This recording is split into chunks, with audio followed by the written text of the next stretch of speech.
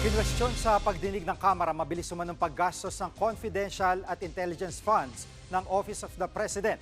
Sa budget hearing ng Kamara, lumabas na mas mabilis pang naubos ang confidential funds kaysa sa regular na pondo na tanggapan ng Pangulo.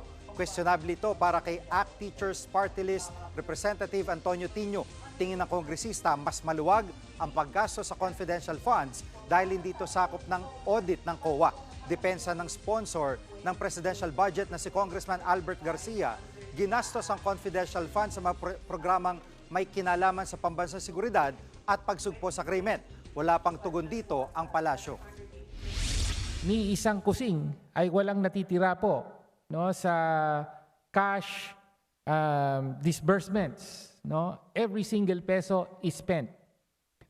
Does the sponsor confirm na quarterly, wala po ni isang butal, ni isang sentimo, ni isang piso na natitira? Ubus po lahat ito. Mr. Speaker, Honorable Colleague, tama po yun. Efficient po ang pag-utilize ng Office of the President ng pondong ito.